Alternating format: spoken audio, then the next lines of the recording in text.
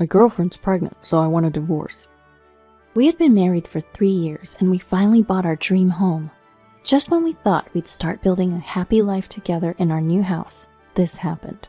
While I was excited about our new home, I couldn't believe my husband was cheating on me behind my back. I won't let him live happily ever after with his affair partner. I'll get my revenge, no matter what it takes.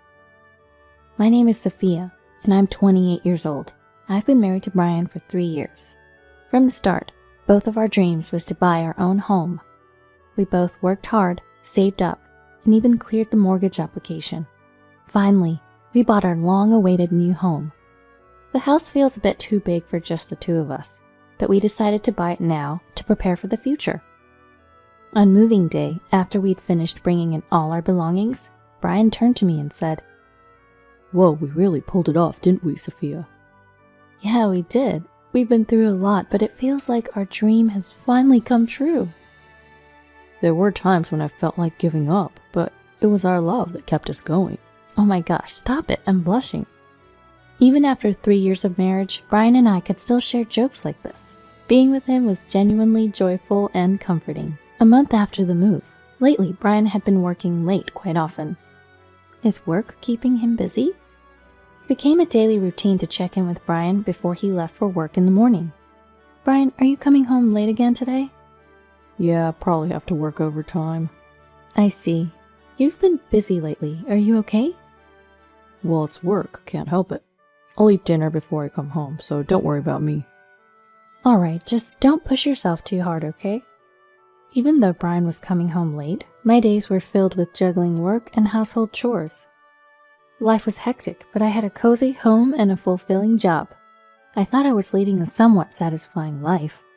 Yes, that was until something happened. About 6 months after moving into the new house, I decided to bring up a topic with Brian. Hey Brian, don't you think it's about time we consider having a child? Well, what? A child? Yeah, we've been married for quite a while now, and we've even bought a house. What do you think? Let me think.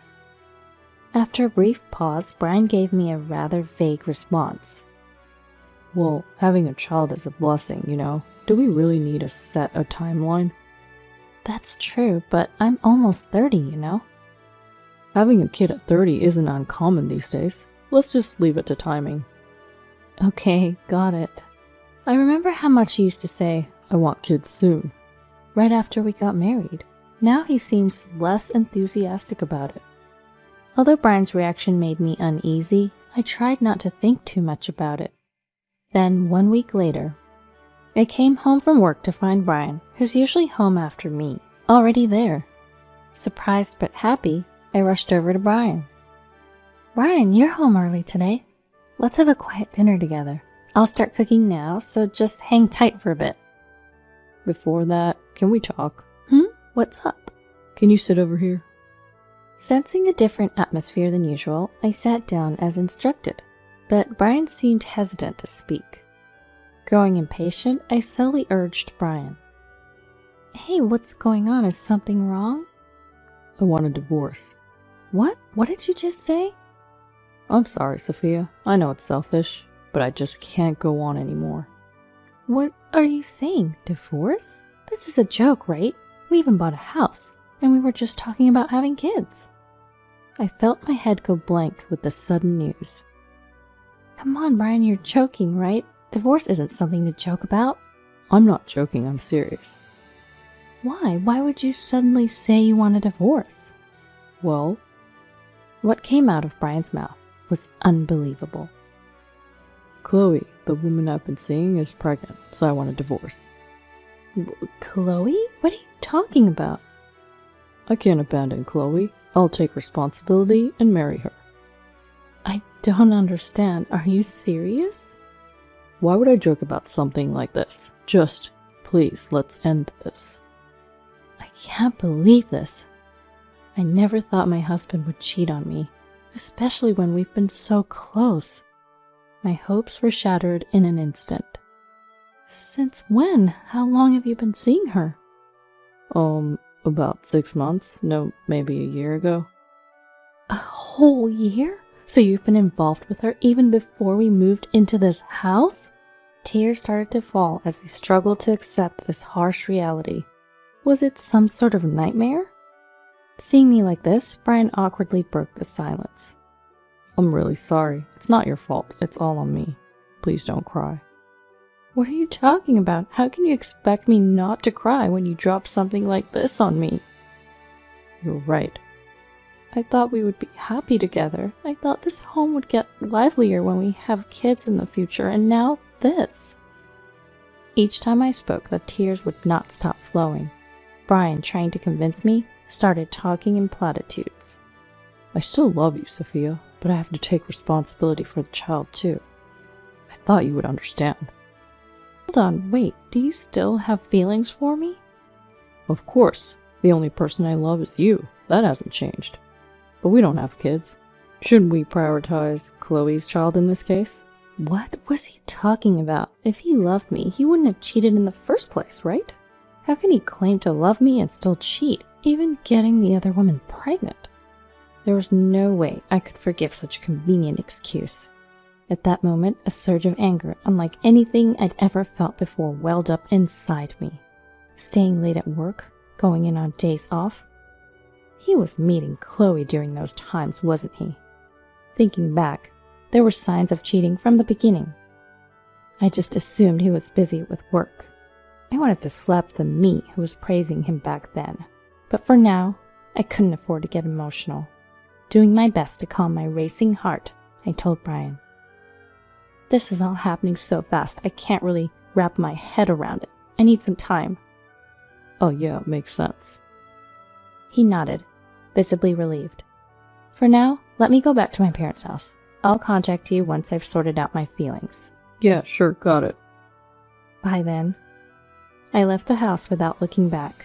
I could have really gone straight to my parents' house, but I didn't want to worry them. With no other option, I checked into a hotel. Since I had the time, I decided to do some research on divorce. Then I came across something astonishing. The guilty party can't request a divorce? This is it. This is the way to go. My spirits lifted as if the cloud of despair never existed. At the same time, a strategy came to mind. For the next few days, I stayed at the hotel and crafted my plan while searching for a reliable lawyer. During that period, I received daily texts from Brian. I really don't want to leave you either, but it's for the child. Please forgive my selfishness. You're my only love, Sophia. I need a decision soon. I can't keep Chloe waiting, especially for the sake of the child. Making the child his priority, he was reluctantly divorcing his beloved wife. I looked at his text with cold detachment. He was portraying himself as some tragic hero, and I simply replied, I need time to think. After a week, I returned home. Brian ran up to greet me, shouting, and assuming I had decided on the divorce, he took the liberty to proceed with the conversation. I was worried because you didn't come back for so long, but I knew you would understand. Sorry for the delay. I've finally sorted out my feelings. That's fine. Don't worry about it. So let's get to the divorce paperwork right away. I'm not getting a divorce. What? Brian's hand holding the divorce papers froze in midair. Aha, what are you talking about, Sophia? That's a funny joke. A joke? There's no way. I will not divorce. Not ever. Well, why? Didn't you sort out your feelings? I did. I took a full week to think and decided not to divorce. What the? You can't just do that.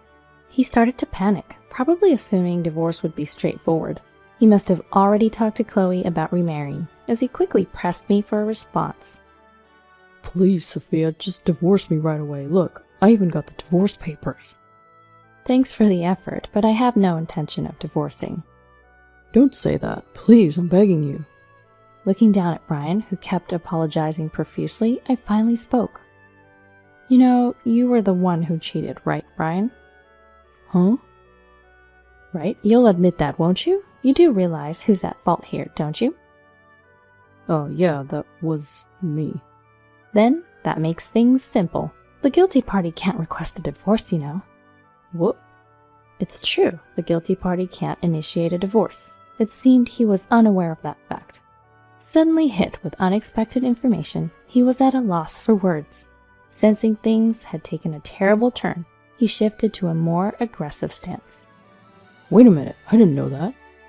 Well, now you do, so we're done talking. But this is a problem. I already planned to remarry with Chloe. Give it up, I'm not getting a divorce. What? He continued to rant, but I ignored everything Brian had to say. Finally, teary-eyed, he pleaded. Please. To that, I opened my mouth as if I'd been waiting for this moment. Fine, if you're going to go that far, I'll divorce you. Really? Are you serious? I cautioned Brian, who looked at me with eyes shining in anticipation. But there's a catch. I'll listen to whatever you say. Here are my terms. I explained each point as if drilling it into him. Firstly, all the savings we've accumulated since we got married, plus the savings from your bachelor days, and then the money we get from selling this house. All of that will be given to me as compensation and property distribution in the divorce. Those are my terms. What? Are you kidding me? That's impossible. Brian's face turned beet red as he rejected the conditions. Of course he did. If Brian were to agree to these terms, he'd find himself not just broke, but shouldering a 30-year mortgage on a brand new house all by himself. I resisted the urge to smirk and said to Brian calmly, If you can't accept my terms, then no divorce. What? Are you kidding me? No one would agree to this madness. If it's not doable, it's fine. We just won't divorce. After that, Chloe gave Brian a real earful. He was frantically running around to law offices trying to divorce me before his child was born, but apparently he was turned down by every firm, being told, "Divorce initiated by the guilty party is not possible." Ultimately, Brian had no choice but to accept my terms. Worn down to the bone, Brian finally spoke to me. I can't take it anymore. I'll agree to all the conditions. Just give me a divorce. Well, of course, if you keep your promises, I have no problem with divorcing. Thank you, and as you said, I'll pay everything. Please don't claim alimony from Chloe in the divorce court. I see, I'll think about it. With that, Brian and I were officially divorced. Right after the divorce was finalized, I went ahead and claimed alimony from Chloe in the divorce court. Upon finding out, Brian called me, furious. Hey, Sophia, what the heck is this? This isn't what we agreed on. What do you mean, not what we agreed on? What are you talking about? Don't play dumb. We had an agreement that you wouldn't claim alimony from Chloe, right? What are you talking about? I said I'd think about it, but I never said I wouldn't claim alimony. What the hell does that mean? Apparently, the two of them were planning to get by on Chloe's savings for the time being. But when I claimed alimony, even those savings were completely depleted. That's low. Don't you have any compassion? Compassion? That's funny. To Brian's mistaken words, I responded clearly.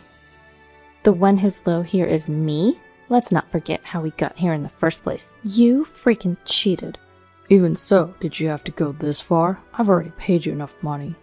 So what? You think I should be grateful because you settled this with money? If I wanted to, I could ruin you socially. But I decided it's a waste of energy to do anything more for a lowlife like you. Get it? Never involve yourself with me again. With that, I hung up the phone and blocked all communications from Brian. Finally, I had taken my revenge on the cheater. As for that new home we bought, it seems we could only get back about 60% of the initial price. All the loan payments now fell on Brian, and he had no money to pay them off. He's borrowing from relatives left and right and still taking loans from financial institutions. In the end, it looks like he'll end up paying far more than the original mortgage. Despite having a child and increasing expenses, it seems that Brian and Chloe are fighting daily over money. Weren't you not going to claim alimony from me in the divorce? What's going on? I told you she tricked me. You're the one who got fooled. How useless can you be? We're going to have more expenses now with this baby. What are you going to do?